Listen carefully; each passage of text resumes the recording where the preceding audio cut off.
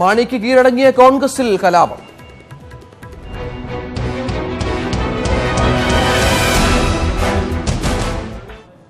രാജ്യസഭാ seat Kerala Congress എമ്മിന് നൽകാൻ രാഹുൽ ഗാന്ധിയുടെ അനുമതി. തീരുമാനം പൊതുതാൽപര്യം കണക്കിലെടുത്താണെന്ന് ഉമ്മൻചാണ്ടി പറഞ്ഞു. സാധാരണ രീതിയിൽ വന്ന ഈ കേരള കോൺഗ്രസിൻ്റെ സീറ്റ് അടുത്തു വരുന്ന ഒരു ചാൻസിലാണ് കിട്ടേണ്ടത്.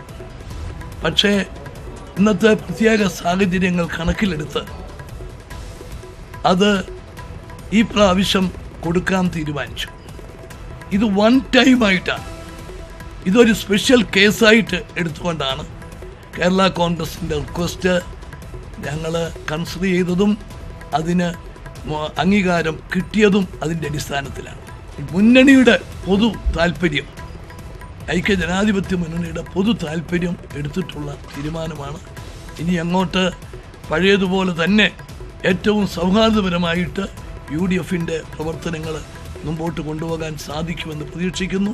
നാളത്തെ കേരള കോൺഗ്രസിൻ്റെ തീരുമാനം അതിന് സഹായകരമാകും എന്ന പൂർണ്ണ വിശ്വാസമാണ് ഉള്ളത്. രാജ്യസഭാ സീറ്റ് കേരള കോൺഗ്രസിന് നൽകുന്നതിന് പിന്നിൽ ആരുടെയും സമ്മർദ്ദമില്ലെന്ന് രമേശ് ചെന്നിത്തല പറഞ്ഞു. കോൺഗ്രസിനെ ഒരിക്കലും ദുർബലപ്പെടുത്തിയിട്ടില്ല. ഈ തീരുമാനങ്ങളൊക്കെ പാർലമെന്റിൽ ബഹുഭൂരിപക്ഷ സീറ്റ് മത്സരിക്കുന്ന കോൺഗ്രസ് ആണ്. ആ കോൺഗ്രസ് സീറ്റുകൾ ജയിക്കണമെങ്കിൽ കേരള കോൺഗ്രസിന്റെ ഇവിടെ സാന്നിധ്യം ആവശ്യമാണ്. അപ്പൊ അതുകൊണ്ട് തന്നെയാണ് രാജ്യത്തിന്റെ 43 വർഷമായിട്ട് UDFിലുള്ള കക്ഷികളാണ്. 20-ൽ 17 സീറ്റ് മത്സരിക്കുന്ന കോൺഗ്രസ് ആണ്. അപ്പൊ അതുകൊണ്ട് ഇത് രാജ്യത്തിനും പാർട്ടിക്കും സമൂഹത്തിനും ആവശ്യമായതുകൊണ്ടാണ് തീരുമാനം. അതേസമയം രാജ്യസഭാ സീറ്റ് കേരള കോൺഗ്രസ് എമ്മിന് നൽകിയതിൽ യാതൊരു ന്യായീകരണവുമില്ലെന്ന് VM സുധീരൻ തുറന്നടിച്ചു. ഇത് അവിശ്വസനീയമായ നീക്കമാണെന്നും പാർട്ടിയെ തകർക്കാൻ ഇത് ഇടവരുത്തുമെന്നും സുധീരൻ തിരുവനന്തപുരത്ത് പറഞ്ഞു. കോൺഗ്രസിന് അവകാശപ്പെട്ട രാജ്യസഭാ സീറ്റ് അത് കോൺഗ്രസ് തന്നെ മത്സരിക്കേണ്ടതാണ്.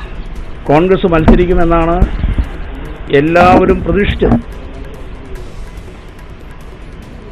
മറ്റാർക്കും തന്നെ ഈ കാര്യത്തിൽ അവകാശവാദം ഉന്നയിക്കാനുള്ള യാതൊരു അർഹതയുമില്ല. അവർക്ക് തന്നെ അറിയാം അർഹതയില്ല എന്നുള്ളത്. പേരിന് അവകാശവാദം ഉന്നയിക്കാനുള്ള ശ്രമം ഏതു സാഹചര്യത്തിലും ഉണ്ടാകാം.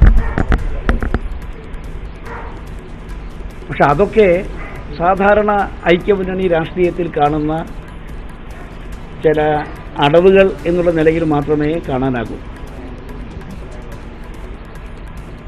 കോൺഗ്രസ് മത്സരിക്കേണ്ട ഈ രാജ്യസഭാ സീറ്റ് കോൺഗ്രസ് മത്സരിക്കാതെ കോൺഗ്രസിൻ്റെ എല്ലാ അവകാശങ്ങളെയും അർഹതയെയും സറണ്ടർ ചെയ്തുകൊണ്ട് ഈ നടപടിക്ക് യാതൊരു ന്യായീകരണവുമില്ല. മുന്നണി സംവിധാനത്തെ ശക്തിപ്പെടുത്തലോ ആയി ഇതിനെ കാണാനാകില്ല. കോൺഗ്രസ് ശക്തിപ്പെടുമ്പോഴാണ് മുന്നണി ശക്തിപ്പെടുന്നത്. നിർഭാഗ്യവശാൽ ഈ തീരുമാനം കോൺഗ്രസിനെ ദുർബലമാക്കും, കോൺഗ്രസ് അണികളുടെ മനോവീര്യം തകർക്കും, പാർട്ടി പ്രവർത്തകരുടെ വികാരങ്ങളെ വ്രണപ്പെടുത്തുന്ന ഒരു തീരുമാനമാണ് ഇത് എന്ന കാര്യത്തിൽ യാതൊരു സംശയവുമില്ല. ആരും പ്രതീക്ഷിക്കാത്ത അപ്രതീക്ഷിതമായ അവിശ്വസനീയമായ ഈ നീക്കം കോൺഗ്രസിനെ തകർക്കാനാണ് ഇടവരുത്തുന്നത്. ഞങ്ങളുടെ പ്രതിനിധികൾ ഡൽഹിയിൽ നിന്നും ER രാഗേഷ്, തിരുവനന്തപുരത്ത് നിന്ന് BB വിനോദ്, കിരൺ ബാബു എന്നിവർ ചേരുന്നു ഏറ്റവും പുതിയ വിവരങ്ങളുമായി. രാഗേഷ്, ഇത്തരത്തിൽ കോൺഗ്രസിലെ രാജ്യസഭാ സീറ്റ് സംബന്ധിച്ച തർക്കം പരിഹരിക്കാൻ ഇവിടെ നിന്ന് പോയ പ്രധാനപ്പെട്ട 3 നേതാക്കൾ ഒടുവിൽ അവർ കേരള കോൺഗ്രസ് എമ്മിന് സീറ്റ് അടിയറവ് വെച്ച് തിരിച്ചു വരുന്നു. കുഞ്ഞാലിക്കുട്ടിയുടെയും മാണിയുടെയും ചടുലമായ നീക്കം എങ്ങനെയായിരുന്നു ദില്ലിയിലെ ചർച്ചകൾ?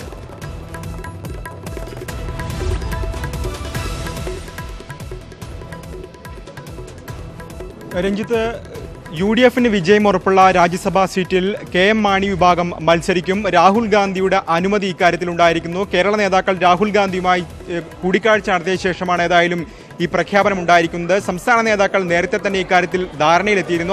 മാധ്യമങ്ങളെ കാണുന്നു. രാഗേഷ്, തിരിച്ചു വരാം. സ്വാഗതാർഹം. കേരള കോൺഗ്രസിന് അവകാശപ്പെട്ടതാണല്ലോ. ഞാനത് കോൺഗ്രസ് കാണിച്ച സന്മനോഭാവത്തിന് നന്ദി. പ്രത്യേകിച്ച് കുഞ്ഞാലിക്കുട്ടി സാഹിബ് ഈ കാര്യത്തിലെടുത്ത മധ്യസ്ഥ ശ്രമങ്ങൾക്കും നന്ദി. എല്ലാം ഞങ്ങളെല്ലാവരും കൂടി ഒറ്റക്കെട്ടായിട്ട് അങ്ങനെ നിൽക്കുന്നു. ഇത് തീർച്ചയായിട്ടും UDF-നെ ശക്തീകരിക്കുന്നതിന് വേണ്ടിയുള്ളൊരു വലിയൊരു അവസരവും കൂടിയായിട്ട് ഞാൻ കാണുകയാണ്. UDF-ലേക്കുള്ള മടക്കം ഉടൻ ഉണ്ടാകുമോ? ഞങ്ങൾക്ക് നാളെ പാർലമെൻ്ററി പാർട്ടി കൂടുന്നുണ്ട്. പാർട്ടി നേതാക്കളെല്ലാം കൂടി ഞങ്ങൾ ആലോചിച്ചിട്ട് കാര്യങ്ങൾ ചെയ്യും. രാജ്യസഭാ സീറ്റിലേക്ക് ആരാണ് പോകുന്നത്? അതൊക്കെ നാളെ പാർട്ടി മീറ്റിംഗ് കൂടിയിട്ട് പറയാം.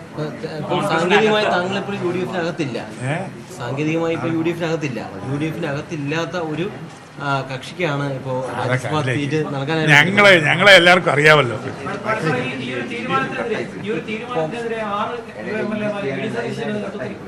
കോൺഗ്രസിൽ വ്യാപകമായ കലാപം പൊട്ടിപ്പുറപ്പെട്ടു. എനിക്കതറിയാം. അത് എനിക്ക് പറയേണ്ട കാര്യമില്ലല്ലോ.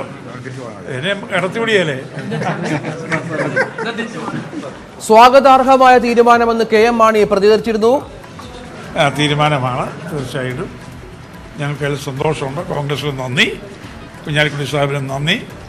പിന്നെ ഇപ്പോൾ നമുക്ക് UDF-നെ എല്ലാവർക്കും കൂടി ഒരുമിച്ച് ഒന്ന് ശക്തീകരിക്കാം. അവസാന ഘട്ടത്തിൽ ഈ വോട്ട് ചെയ്യില്ല എന്നുള്ളത് സ്വാഗതാർഹമായ തീരുമാനമെന്ന് KM മാണി പ്രതികരിച്ചിരിക്കുന്നു. UDF-ന് കോൺഗ്രസിന് നന്ദി, ഒപ്പം കുഞ്ഞാലിക്കുട്ടിക്കും നന്ദി പ്രകടിപ്പിച്ചിരിക്കുന്നു. സീറ്റ് വിട്ടു നൽകാൻ കോൺഗ്രസ് കാട്ടിയ വിശാല മനസ്കതയ്ക്ക് നന്ദി പറഞ്ഞ KM മാണി മാധ്യമങ്ങളെ കണ്ടിരിക്കുന്നു. ER രാഗേഷ് ഒരിക്കൽ കൂടി ചേരുന്നു. രാഗേഷ്, തിരിച്ചു വരാം രാഗേഷിലേക്ക്. ER രാഗേഷ് ഉണ്ട് ദില്ലിയിൽ നിന്ന്. രാഗേഷ്, നേരത്തെ നമ്മൾ പറഞ്ഞു വന്നത് ദില്ലിയിൽ നടന്ന ചർച്ചകളെ സംബന്ധിച്ചായിരുന്നു. അപ്രതീക്ഷിതമായ കരുനീക്കങ്ങളിലൂടെ കേരള കോൺഗ്രസ് എമ്മിലേക്ക് രാജ്യസഭാ സീറ്റ് പോകുന്ന സാഹചര്യം അതെങ്ങനെയാണ് ഉണ്ടായത്?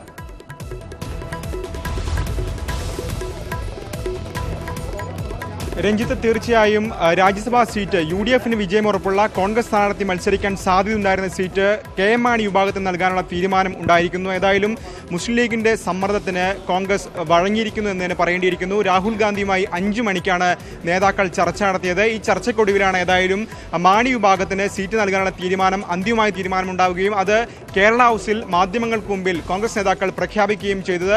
രമേശ് ചെന്നിത്തലയാണ് UDF-ലേക്കുള്ള പ്രവേശനം സംബന്ധിച്ച കാര്യങ്ങൾ വിശദീകരിച്ചത്.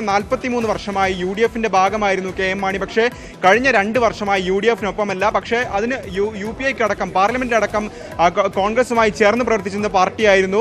കഴിഞ്ഞ 3 മാസമായി അവരെ തിരിച്ചു കൊണ്ടുവരാൻ നടപടിയെടുത്തിരുന്നു തുടങ്ങിയ കാര്യങ്ങൾ കഴിഞ്ഞ കാലങ്ങളിലെ സംഭവവികാസങ്ങളെല്ലാം തന്നെ രമേശ് ചെന്നിത്തല വിശദീകരിച്ചു. പക്ഷേ പ്രഖ്യാപനം രമേശ് ചെന്നിത്തലയല്ല നടത്തിയത് എന്ന കാര്യം ശ്രദ്ധേയമാണ്. മറിച്ച് ഉമ്മൻചാണ്ടിയാണ് KM മാണിക്ക് രാജ്യസഭാ സീറ്റ് നൽകുന്നു എന്ന പ്രഖ്യാപനം ഉണ്ടായിട്ടുള്ളത് എന്ന കാര്യം ശ്രദ്ധേയമാണ്. ഉമ്മൻചാണ്ടി വ്യക്തമാക്കിയത് നിലവിലെ ടേൺ അനുസരിച്ച് അത് കോൺഗ്രസ് സ്ഥാനാർത്ഥിക്ക് ലഭിക്കുന്ന സീറ്റാണ്. പക്ഷേ പ്രത്യേക സാഹചര്യങ്ങൾ കണക്കിലെടുത്ത് അത് KM മാണിക്ക് നൽകുന്നു എന്നാണ് ഉമ്മൻചാണ്ടി വ്യക്തമാക്കിയിരിക്കുന്നത്. മാത്രമല്ല ഈ സീറ്റ് ഒരിക്കലും കോൺഗ്രസിന് നഷ്ടപ്പെടുന്നില്ല എന്ന ന്യായീകരണം കൂടി ഉമ്മൻചാണ്ടിയുടെ ഭാഗത്തു നിന്നുണ്ടായി. കാരണം 4 വർഷം കഴിഞ്ഞാൽ സ്വാഭാവികമായും കോൺഗ്രസിന് മാണി വിഭാഗത്തിന് ഒരു സീറ്റ് നൽകേണ്ടതാണ്. അത് ആ കാലഘട്ടത്തിൽ കോൺഗ്രസ് ഏറ്റെടുക്കുമെന്നൊരു വിശദീകരണം തന്നെയാണ് ഉമ്മൻചാണ്ടിയുടെ ഭാഗത്ത് നിന്ന് ഉണ്ടായിട്ടുള്ളത്. ഏതായാലും നേതാക്കൾ ഇത്തരത്തിലുള്ള ന്യായങ്ങൾ തന്നെയാണ് നിരത്തുന്നതെങ്കിലും വലിയ വിമർശനങ്ങൾ മറ്റു ഭാഗങ്ങളിൽ നിന്ന് ഉയർത്തുന്നു. പക്ഷേ ഇത്തരം ചോദ്യങ്ങളോടെല്ലാം തന്നെ നേതാക്കൾ പ്രതികരിച്ചത്, പ്രത്യേകിച്ച് PK കുഞ്ഞാലിക്കുട്ടിയുടെയും മുസ്ലിം ലീഗിന്റെയും സമ്മർദ്ദത്തിന് നേതാക്കൾ വഴങ്ങി എന്ന ചോദ്യത്തിനടക്കം പ്രതികരിച്ചത് മുന്നണി താല്പര്യം എന്ന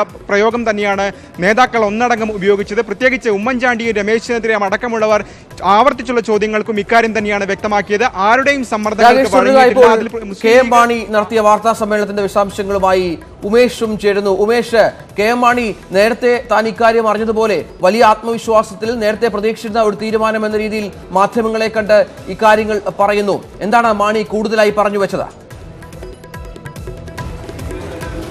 രഞ്ജിത്ത്, വളരെ ചുരുക്കം വാക്കുകളിലായിരുന്നു ഈ ഒരു തീരുമാനത്തോട് KM മാണി പ്രതികരിച്ചത്. സന്തോഷമുണ്ട്, ഇതിനൊപ്പം നിന്ന, ഇതിന് സമവായ ചർച്ചയ്ക്ക് നിന്ന കുഞ്ഞാലിക്കുട്ടിക്ക് നന്ദിയുണ്ട്. UDF-നെ ശക്തിപ്പെടുത്താനുള്ള തീരുമാനമാണിത്. സ്ഥാനാർത്ഥി ആരാണെന്നുള്ള കാര്യവും മറ്റു കാര്യങ്ങളും നാളെ ചേരുന്ന നേതൃകമ്മിറ്റി യോഗത്തിൽ തീരുമാനിക്കുമെന്നും അദ്ദേഹം പറഞ്ഞു. അതേസമയം ഇത്രയും കാലം UDF-ൽ ഉണ്ടായിരുന്നില്ലല്ലോ, ഈ അവസാന നിമിഷം എങ്ങനെയാണ് ഈ സീറ്റിന് അവകാശം ഉന്നയിച്ചത് എന്നുള്ള ചോദ്യത്തിന് അദ്ദേഹം പറഞ്ഞത് തങ്ങളെ എല്ലാവർക്കും അറിയാമല്ലോ, അതിൽ കൂടുതൽ പറയാനില്ല എന്നുള്ള കാര്യമാണ് പറഞ്ഞത്. കൂടാതെ കോൺഗ്രസിനുള്ളിൽ യുവ നേതൃത്വത്തിൻ്റെ ഇപ്പോഴത്തെ ഒരു പ്രതിഷേധത്തെ എങ്ങനെ കാണുന്നു എന്ന് ചോദിച്ചപ്പോൾ അക്കാര്യത്തിൽ പ്രതികരിക്കാനില്ല എന്നുള്ള മറുപടിയാണ് KM മാണി നൽകിയത്. രഞ്ജിത്ത്, KM മാണിയുടെ വാക്കുകളിലേക്ക് ഒരിക്കൽ കൂടി. സ്വാഗതം. കേരള കോൺഗ്രസിന് അവകാശപ്പെട്ടതാണല്ലോ. ഞാനത് കോൺഗ്രസ് കാണിച്ച സന്മനോഭാവത്തിന് നന്ദി. പ്രത്യേകിച്ച് കുഞ്ഞാലിക്കുട്ടി സാഹിബ് ഈ കാര്യത്തിലെടുത്ത മധ്യസ്ഥ ശ്രമങ്ങൾക്കും നന്ദി. എല്ലാം ഞങ്ങളെല്ലാവരും കൂടി ഒറ്റക്കെട്ടായിട്ട് അങ്ങനെ നിൽക്കുന്നു. ഇത് തീർച്ചയായിട്ടും UDF ശക്തീകരിക്കുന്നതിന് വേണ്ടിയുള്ളൊരു വലിയൊരു അവസരവും കൂടിയായിട്ട് ഞാൻ കാണുകയാണ്. UDF-ലേക്കുള്ള മടക്കം ഉടൻ ഉണ്ടാകുമോ? ഞങ്ങൾക്ക് നാളെ പാർലമെൻ്ററി പാർട്ടി കൂടുന്നുണ്ട്. പാർട്ടി നേതാക്കളെല്ലാം കൂടി ഞങ്ങൾ ആലോചിച്ചിട്ട് കാര്യങ്ങൾ തീരുമാനിക്കും. UDF ഇല്ലാത്ത ഒരു പാർട്ടിക്ക് രാജ്യസഭാ സീറ്റ് നൽകി കോൺഗ്രസ് കാണിച്ച കരുണ, അതിന് നന്ദി പറയുകയാണ് KM മാണി. ഒപ്പം കുഞ്ഞാലിക്കുട്ടിക്കും തന്ത്രപരമായ രാഷ്ട്രീയ നീക്കങ്ങൾക്ക് VV വിനോദും ചേരുന്നു. VV വിനോദ് തരുന്നത് VM സുധീരന്റെ വാർത്താ സമ്മേളനം, അദ്ദേഹത്തിന്റെ പ്രതികരണത്തിന്റെ വിശദാംശങ്ങളാണ്. സ്വാഭാവികമായും സുധീരനാണ് കടുത്ത എതിർപ്പുമായി ഈ സംഭവവുമായി ബന്ധപ്പെട്ട് മുന്നോട്ട് വന്നത്. പാർട്ടിയെ തകർക്കാനേ ശ്രമിക്കും, ഈ സംഭവം പാർട്ടിയെ തകർക്കും, കോൺഗ്രസ് പ്രവർത്തകരുടെ ആത്മവീര്യം അത് കെടുത്തും എന്ന രീതിയിലുള്ള പ്രതികരണവുമായി VM സുധീരൻ വന്നിരിക്കുന്നു. വിനോദ, നേരത്തെ തിരുവഞ്ചൂർ രാധാകൃഷ്ണൻ അവിടെ എത്തി സുധീരനുമായി സംസാരിച്ചിരുന്നു. ആദ്യഘട്ടത്തിൽ തന്നെയുള്ള സുധീരന്റെ എതിർപ്പ് കണ്ട്, പക്ഷേ തിരുവഞ്ചൂർ രാധാകൃഷ്ണനും സുധീരനെ അനുനയിപ്പിക്കാൻ കഴിഞ്ഞില്ല എന്നല്ലേ മനസ്സിലാക്കേണ്ടത്? രഞ്ജിത്ത്, കോൺഗ്രസിലെ ഏറ്റവും മുതിർന്ന നേതാക്കളിൽ ഒരാൾ, മുൻ KPCC അധ്യക്ഷൻ, അദ്ദേഹമാണ് ഇപ്പോൾ പറഞ്ഞത് കോൺഗ്രസിനെ തകർക്കുന്ന നടപടിയാണ് ഇപ്പോൾ ഉണ്ടായിരിക്കുന്നത്, പ്രവർത്തകരുടെ ആത്മവീര്യം കെടുത്തുന്നത്, കോൺഗ്രസ് സറണ്ടറായി, അവിടെ കീഴടങ്ങി എന്ന് തന്നെയാണ് സുധീരൻ പറയുന്നത്. ഏറ്റവും വിമർശനകരമായ വാക്കുകളാണ് സുധീരനിൽ നിന്നുണ്ടാകുന്നത്. ഇവിടെ ഏറ്റവും പ്രധാനപ്പെട്ട കാര്യം, യുവ MLA-മാരടക്കം ഈ സീറ്റിന്റെ കാര്യത്തിൽ എടുത്ത നിലപാടുണ്ട്. കോൺഗ്രസിൽ PJ കുര്യനെ മാറ്റി രണ്ടാം നിര നേതാക്കളിൽ ആർക്കെങ്കിലും ഈ സീറ്റ് കൊടുക്കണമെന്നായിരുന്നു. അവിടെയാണ് കോൺഗ്രസ് വലിയ തന്ത്രപരമായ ഒരു നിലപാടിലേക്ക് നീങ്ങിയത്. ഇവിടെ KM മാണിക്ക് സീറ്റ് കൈമാറുമ്പോൾ PJ കുര്യനെ ഒഴിവാക്കണമെന്ന ആവശ്യം നടത്തപ്പെട്ടിരിക്കുന്നു. അതോടൊപ്പം തന്നെ ഏതെങ്കിലും ഒരു സാഹചര്യത്തിൽ PJ കുര്യനെ മാറ്റിയതുപോലെ ഇനി തുടർന്നും സീനിയർ നേതാക്കൾ മാറണം എന്ന ആവശ്യം ഉയരാനുള്ള സാധ്യതയും ഇല്ലാതാക്കിയിരിക്കുന്നു. ഏതായാലും VM സുധീരൻ അതിശക്തമായ വാക്കുകളിലൂടെയാണ് പ്രതികരിച്ചിരിക്കുന്നത്. പ്രവർത്തകരുടെ മനോവീര്യം കെടുത്തും, ഇത് ഏതെങ്കിലും തരത്തിൽ കോൺഗ്രസിനെയോ UDF-നെയോ ശക്തിപ്പെടുത്തുന്ന തീരുമാനമല്ല. മുന്നണി സംവിധാനത്തിൽ ഇത്തരത്തിൽ ഘടകകക്ഷികൾ സീറ്റുകൾ ആവശ്യപ്പെടാറുണ്ട്, പക്ഷേ അതേപടി സീറ്റുകൾ നൽകാറില്ല. ഏതായാലും കോൺഗ്രസിനെ തകർക്കുന്ന, ഇല്ലാതാക്കുന്ന ഒരു സമീപനമാണ്, ദുർബലമാക്കുന്ന ഒരു സമീപനമാണ് ഇപ്പോൾ ഉണ്ടായത്. അതിനെതിരെ അതിശക്തമായ ഭാഷയിലാണ് സുധീരൻ പ്രതികരിച്ചത്. രഞ്ജിത്ത്, VM സുധീരൻ ശക്തമായ ഭാഷയിൽ പ്രതികരിച്ചിരിക്കുന്നു. കിരൺ ബാബു കൂടി ചേർന്നാൽ, കിരൺ, സ്വതവേ തന്നെ ദുർബലമായ സംഘടനാ സംവിധാനം നമ്മൾ ചെങ്ങന്നൂരിൽ കണ്ടതാണ്. ബൂത്തുകളിൽ പോലും ഇരിക്കാൻ പ്രവർത്തകരില്ലാത്ത ഒരു പാർട്ടി, അവിടെ യുവ നേതാക്കളടക്കം രാജ്യസഭാ സീറ്റുമായി ബന്ധപ്പെട്ട കടുത്ത എതിർപ്പുമായി നേരത്തെ മുതിർന്ന നേതാക്കൾ നൽകുന്ന കാര്യത്തിൽ രംഗത്ത് വന്നിരുന്നു. ഇപ്പോഴത്തെ ഈ തീരുമാനം വലിയ എതിർപ്പ് കോൺഗ്രസിന്റെ ഭാഗത്തു നിന്നുണ്ടാകുന്നു. വരും മണിക്കൂറുകളിലും കൂടുതൽ നേതാക്കൾ പ്രതികരണമായി രംഗത്ത് വരാനുള്ള സാധ്യതയുണ്ട്. എങ്ങനെയാണ് കോൺഗ്രസിന്റെ സംസ്ഥാന ഘടകത്തെ, പ്രവർത്തകരെ ഈ തീരുമാനം ബാധിക്കുക?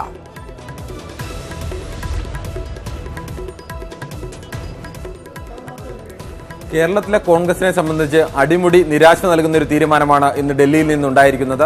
കോൺഗ്രസിൽ ഗ്രൂപ്പ് ഭേദമന്യേ എല്ലാ നേതാക്കളും ഈ തീരുമാനത്തോട് എതിർക്കുകയാണ്.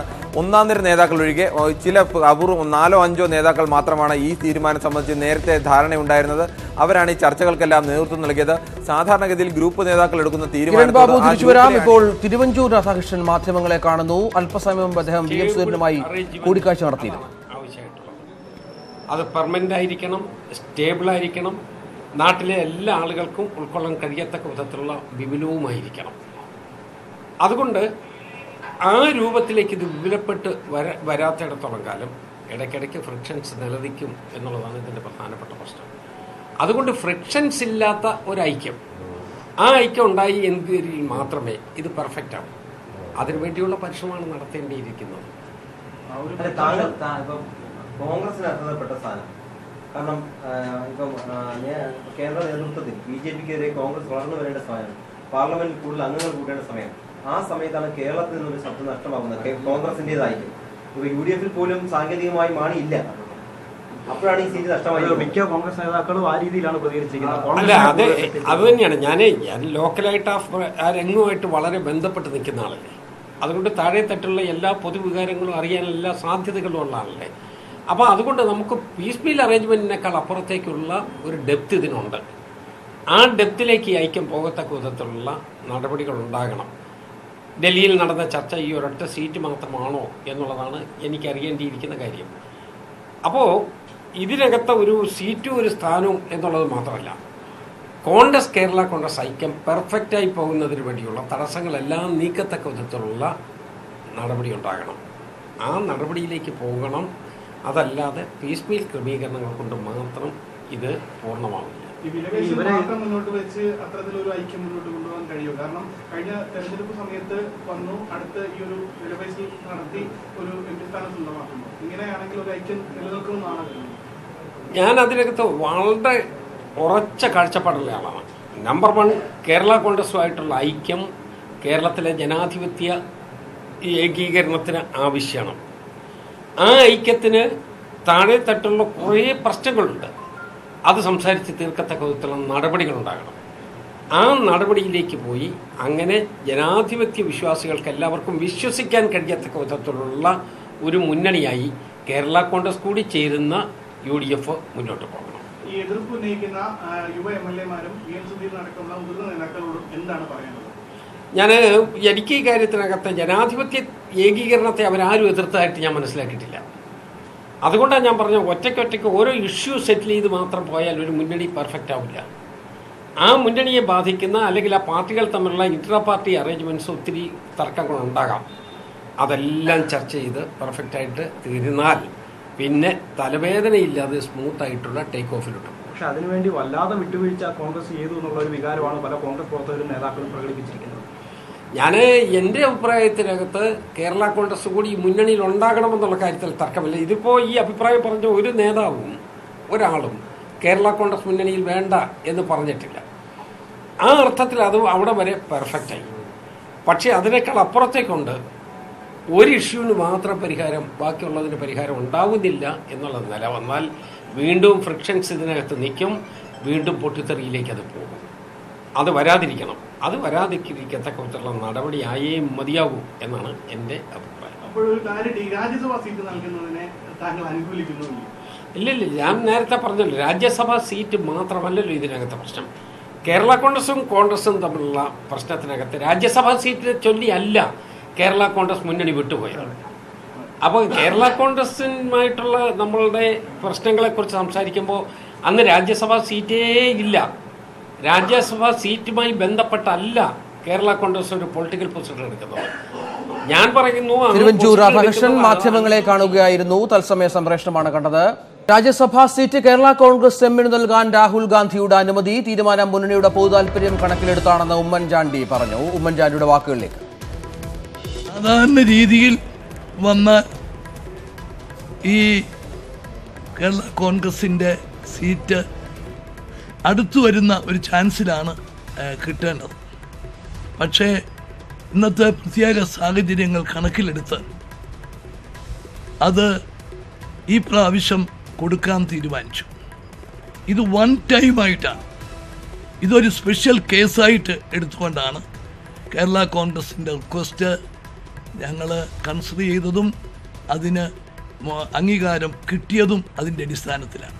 മുന്നണിയുടെ പൊതു താല്പര്യം, ഐക്യജനാധിപത്യ മുന്നണിയുടെ പൊതു താല്പര്യം എടുത്തിട്ടുള്ള തീരുമാനമാണ്. ഇനി അങ്ങോട്ട് പഴയതുപോലെ തന്നെ ഏറ്റവും സൗഹാർദ്ദപരമായിട്ട് UDFൻ്റെ പ്രവർത്തനങ്ങൾ മുമ്പോട്ട് കൊണ്ടുപോകാൻ സാധിക്കുമെന്ന് പ്രതീക്ഷിക്കുന്നു. നാളത്തെ കേരള കോൺഗ്രസിൻ്റെ തീരുമാനം അതിന് സഹായകരമാകും എന്ന പൂർണ്ണ വിശ്വാസമാണ് ഉള്ളത്. രാജ്യസഭാ സീറ്റ് കേരള കോൺഗ്രസ് നൽകുന്നതിന് പിന്നിൽ ആരുടെയും സമ്മർദ്ദമില്ലെന്ന് രമേശ് ചെന്നിത്തലയും പറഞ്ഞു. കോൺഗ്രസിനെ ഒരിക്കലും ദുർബലപ്പെടുത്തിയിട്ടില്ല. ഈ തീരുമാനങ്ങളൊക്കെ പാർലമെന്റിൽ ബഹുഭൂരിപക്ഷ സീറ്റ് മത്സരിക്കുന്ന കോൺഗ്രസ് ആണ്. ആ കോൺഗ്രസ് സീറ്റുകൾ ജയിക്കണമെങ്കിൽ കേരള കോൺഗ്രസിന്റെ ഇവിടെ സാന്നിധ്യം ആവശ്യമാണ്. അപ്പൊ അതുകൊണ്ട് തന്നെയാണ് രാജ്യത്തിന്റെ 43 വർഷമായിട്ട് UDFിലുള്ള കക്ഷികളാണ്. 20-ൽ 17 സീറ്റ് മത്സരിക്കുന്ന കോൺഗ്രസ് ആണ്. അപ്പൊ അതുകൊണ്ട് ഇത് രാജ്യത്തിനും പാർട്ടിക്കും സമൂഹത്തിനും ആവശ്യമായതുകൊണ്ടാണ് തീരുമാനം. ഞങ്ങളുടെ പ്രതിനിധികൾ ER രാഗേഷും തിരുവനന്തപുരത്ത് നിന്ന് BB വിനോദും കിരൺ ബാബുവും ചേരുന്നു. കിരൺ, നേരത്തെ നമ്മൾ പറഞ്ഞുവെച്ച ഒരു കാര്യം പ്രധാനമായും സംസ്ഥാനത്തെ കോൺഗ്രസ് ഘടകത്തിനെ ഏത് തരത്തിൽ ഇത് ബാധിക്കും, പ്രത്യേകിച്ചും സുധീറിനെ പോലെ ഒരു മുതിർന്ന നേതാവ് എതിർപ്പുമായി രംഗത്ത് വന്ന ഒരു സാഹചര്യമുണ്ട്. വരും മണിക്കൂറുകളിൽ, വരും ദിവസങ്ങളിൽ ശക്തമായ എതിർപ്പ് ഈ തീരുമാനത്തിന് എതിരായി ഉണ്ടാകാനുള്ള എല്ലാ സാധ്യതകളും തെളിഞ്ഞു വരികയാണ്. പ്രത്യേകിച്ചും കോൺഗ്രസ് എന്ന പാർട്ടിക്ക് ഇതുമായി ബന്ധപ്പെട്ട സംഘടനാ ദൗർബല്യം അടക്കം ആരോപിക്കുന്ന ഒരു പശ്ചാത്തലത്തിൽ ഈ തീരുമാനം കോൺഗ്രസിനെ ഏത് രീതിയിൽ ബാധിക്കും?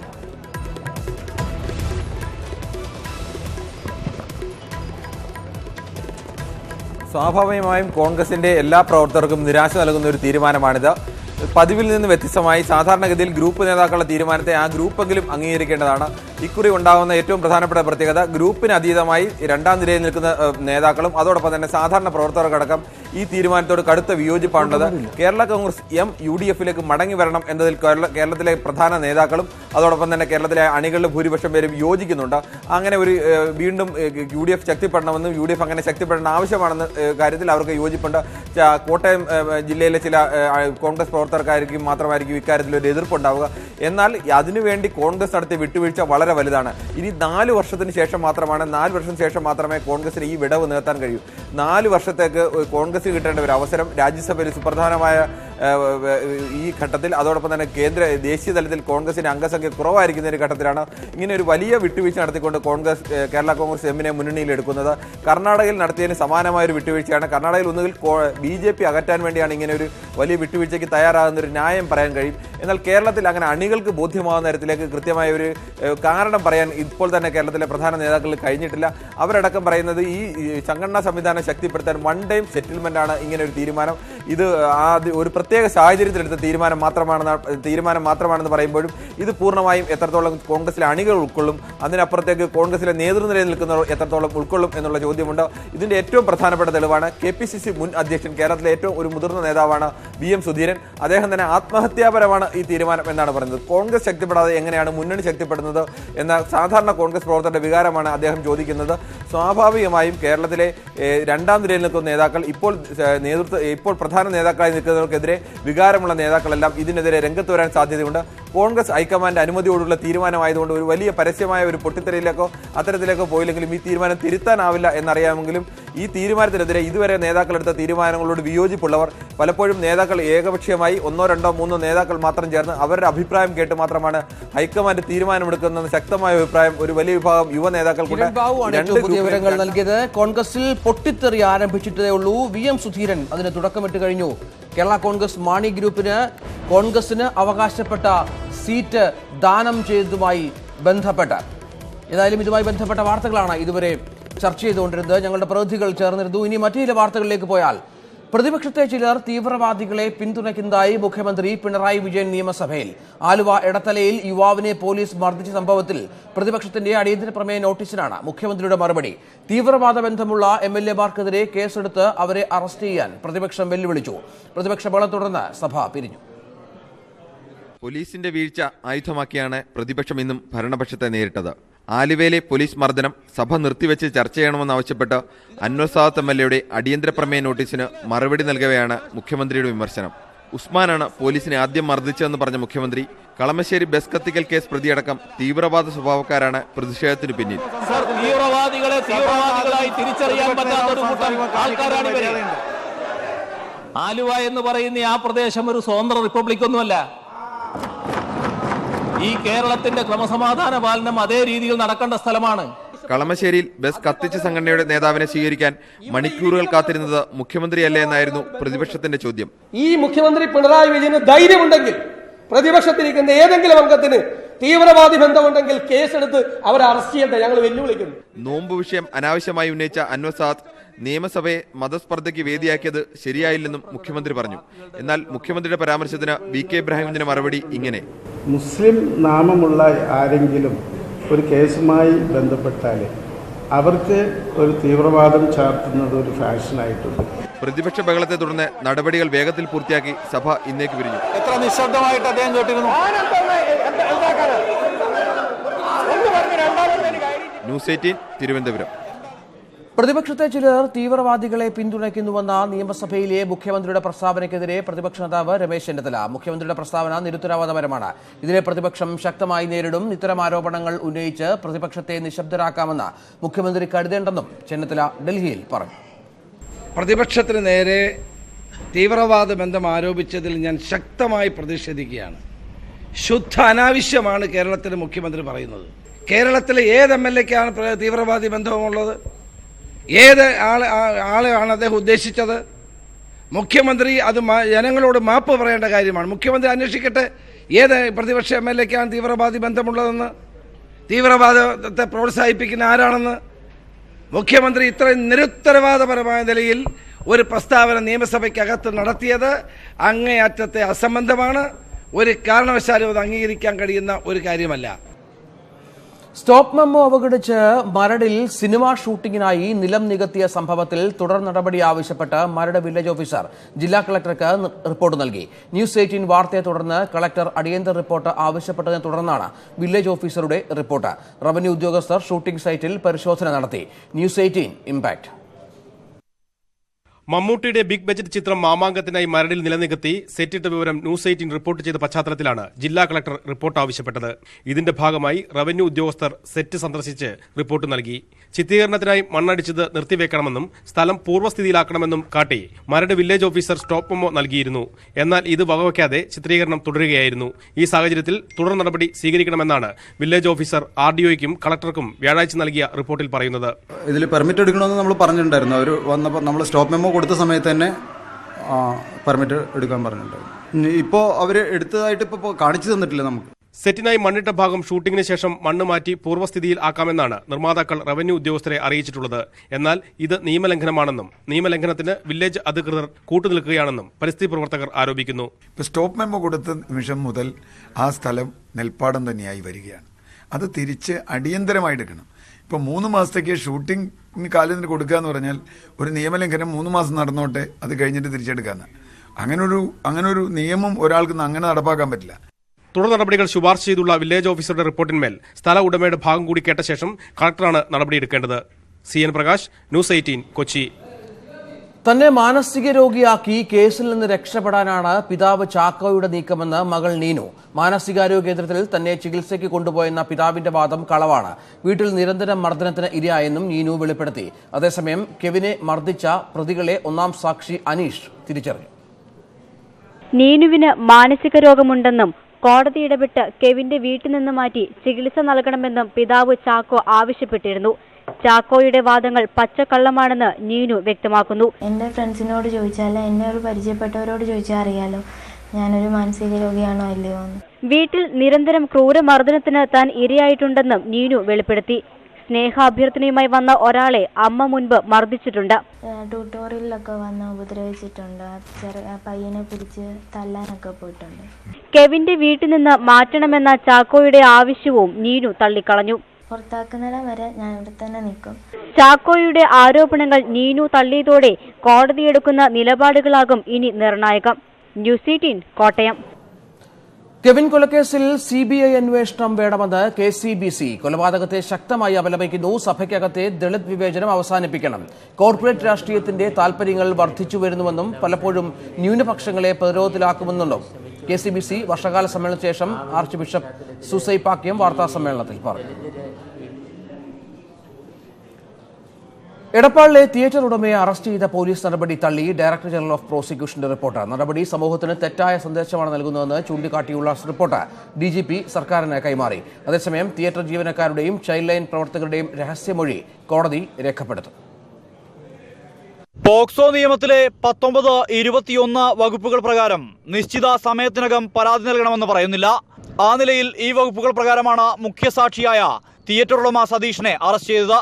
ഇത് നിയമവിരുദ്ധമാണെന്നാണ് DGPയുടെ റിപ്പോർട്ട്.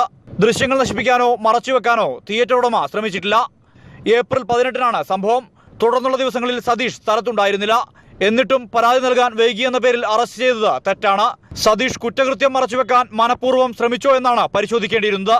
പോലീസിന്റെ ഭാഗത്തു നിന്നും ഇത്തരം നടപടികളുണ്ടായാൽ ഭാവിയിൽ ആളുകൾ തെളിവ് നൽകാനും സാക്ഷി പറയാനും മടിക്കുമെന്നും DGPയുടെ റിപ്പോർട്ടിൽ ചൂണ്ടിക്കാട്ടുന്നു. അതേസമയം തിയേറ്റർ ജീവനക്കാരായ ഉണ്ണി, സനൂപ്, ചൈൽഡ് ലൈൻ പ്രവർത്തകൻ ഷിഹാബ് എന്നിവരുടെ രഹസ്യമൊഴി കോടതി ഇന്ന് രേഖപ്പെടുത്തും. പെരിന്തൽമണ്ണ കോടതിയിലാണ് ഇവർ ഹാജരാവുക. ന്യൂസ് 18 കൊച്ചി, മലപ്പുറം. മോഹൻലാൽ താരസംഘടനയായ അമ്മയുടെ പ്രസിഡന്റാകും. പ്രസിഡന്റ് സ്ഥാനത്തേക്കുള്ള മത്സരം ഒഴിവാക്കാനാണ് ഈ നീക്കം. ഈ മാസം 24-ന് കൊച്ചിയിൽ നടക്കുന്ന അമ്മ ജനറൽ ബോഡി യോഗത്തിലായിരിക്കും പ്രഖ്യാപനം. താരസംഘടനയായ അമ്മയുടെ തലപ്പത്ത് കൂടുതലും ഇടതുപക്ഷ അനുഭാവികളാണെന്ന് ആക്ഷേപമുയർന്നിരുന്നു. ഈ സാഹചര്യത്തിലാണ് കോൺഗ്രസ് BJP ആഭിമുഖ്യമുള്ളവർ പ്രസിഡന്റ് സ്ഥാനത്തേക്ക് മത്സരിക്കുന്നത് ഒഴിവാക്കാൻ മോഹൻലാലിനെ ഏകപക്ഷീയമായി തെരഞ്ഞെടുക്കുന്നത്. ഈ മാസം 24-ന് കൊച്ചി ക്രൗൺ പ്ലാസയിൽ നടക്കുന്ന ജനറൽ ബോഡിക്ക് ശേഷമാകും ഇത് സംബന്ധിച്ച അന്തിമ പ്രഖ്യാപനം. ജനപ്രതിനിധികളായ ഇന്നസെന്റ്, മുകേഷ്, ഗണേശ് എന്നിവർ എക്സിക്യൂട്ടീവിലും തുടരും. പുതുമുഖങ്ങൾക്ക് അർഹമായ പരിഗണന നൽകിക്കൊണ്ടാകും പുതിയ എക്സിക്യൂട്ടീവ് രൂപീകരിക്കുക. അതേസമയം നടി ആക്രമിക്കപ്പെട്ട വേളയിൽ സംഘടനയുടെ നിലപാടിന് വിരുദ്ധമായ നിലപാടെടുത്ത പൃഥ്വിരാജ്, രമ്യ നമ്പീശൻ എന്നിവർ എക്സിക്യൂട്ടീവിൽ തുടരുമോ എന്നതിലും അവ്യക്തതയുണ്ട്. അമ്മയുടെ പ്രസിഡന്റായി മോഹൻലാലിനെ തീരുമാനിച്ചതോടെ ഈ സ്ഥാനത്തേക്ക് ഉണ്ടാകാൻ സാധ്യതയുണ്ടായിരുന്ന വലിയ മത്സരത്തിനാണ് തടയിട്ടിരിക്കുന്നത്. കൊച്ചിയിൽ നിന്നും എസ് എസ് ശരൺ, ന്യൂസ് 18.